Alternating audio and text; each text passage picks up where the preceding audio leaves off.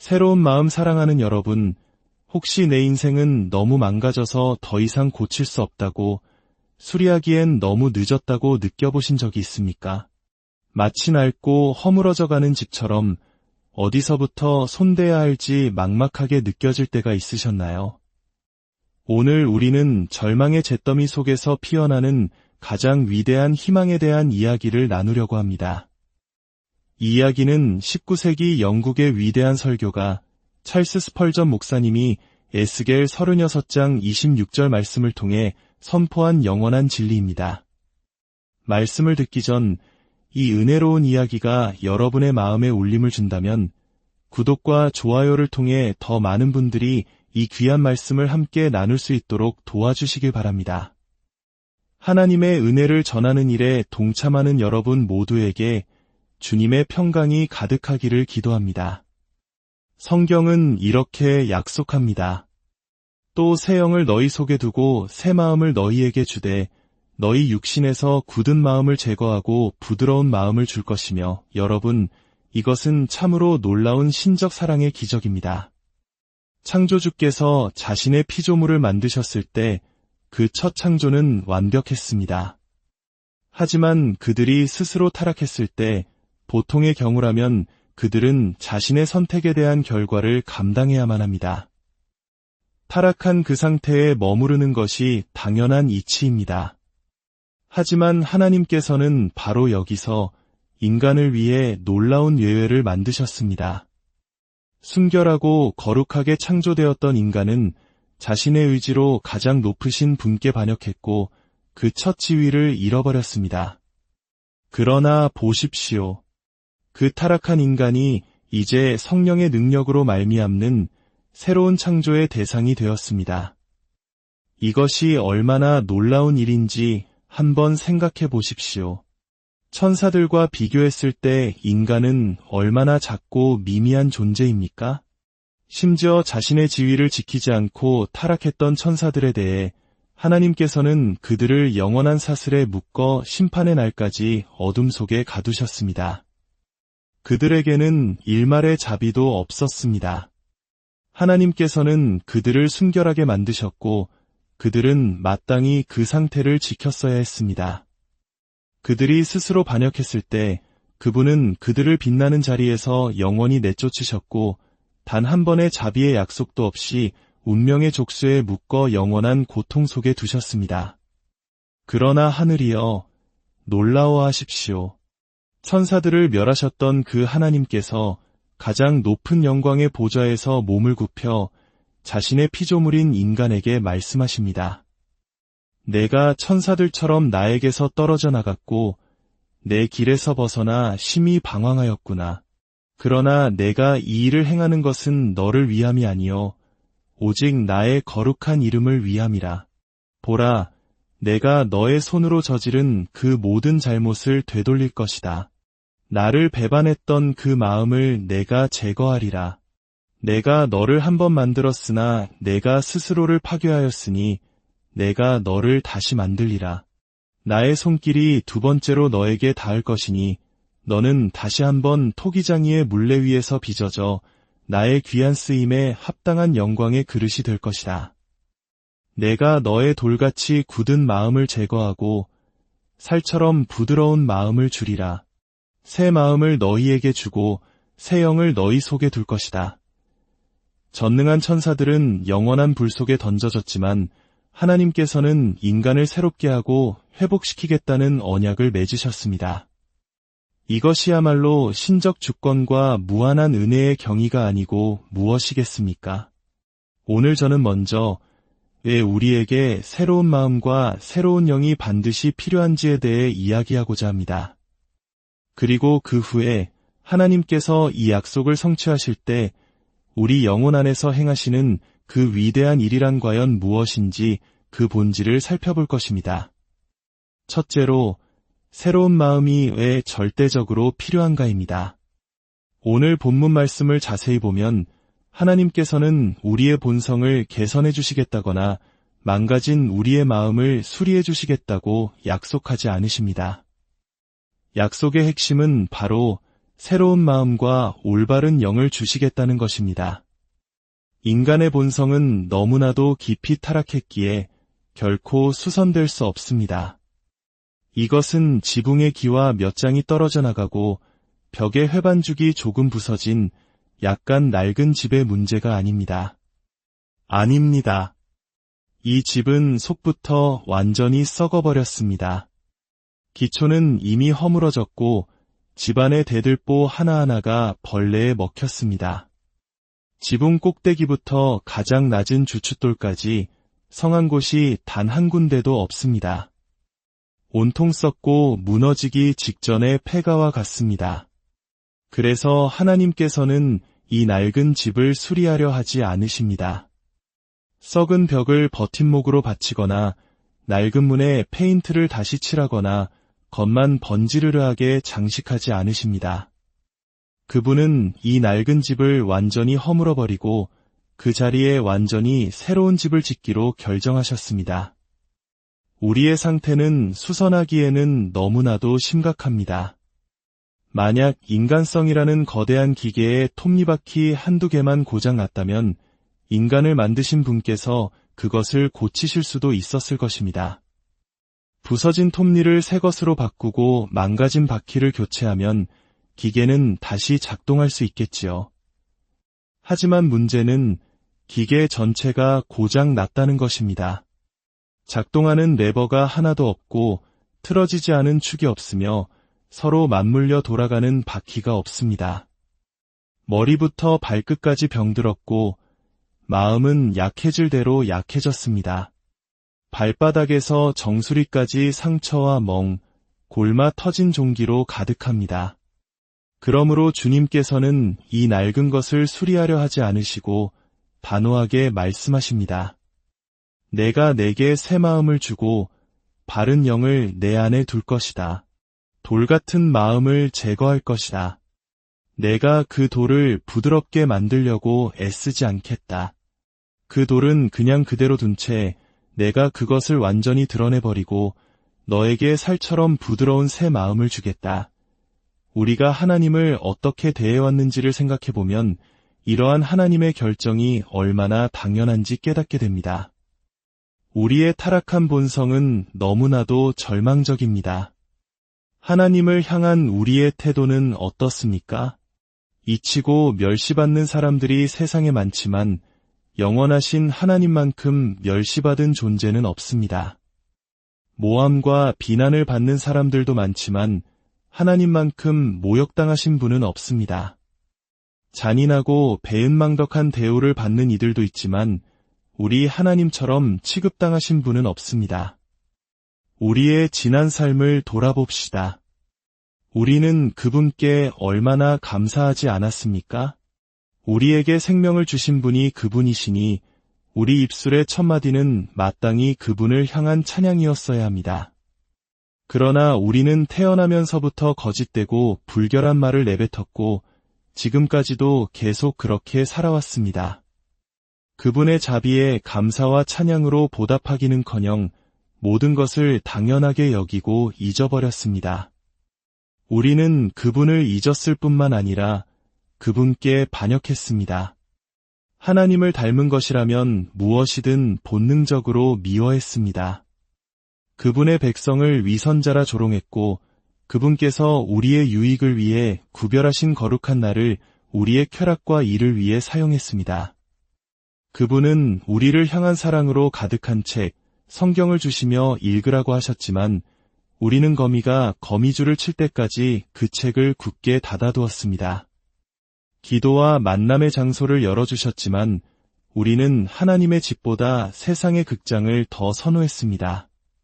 친구여, 다시 말하지만 세상 그 어떤 사람도 하나님만큼 끔찍한 대우를 받은 적은 없습니다. 더욱 놀라운 것은 인간이 그분을 그토록 악하게 대하는 동안에도 그분은 계속해서 우리를 축복하셨다는 사실입니다. 인간이 하나님을 저주하는 그 순간에도 그 코에 숨을 불어넣어 주셨고 하나님께 대항하여 싸우는데 온 힘을 쏟는 동안에도 먹을 양식을 주셨습니다. 아, 인간의 교만을 보십시오. 우리는 기도하며 겸손한 표현을 사용하려 할 때조차 교만에 빠집니다. 오, 주님, 제가 어찌하여 이토록 끔찍한 죄인이 되었는지요. 제가 어찌 감히 주님께 반역했는지요. 라고 기도하는 그 순간에도 교만이 숨어 있습니다. 나 같은 존재가 어찌라고 생각하는 것 자체가 내가 본래는 그럴 사람이 아니었다는 은밀한 자만심의 표현일 수 있습니다.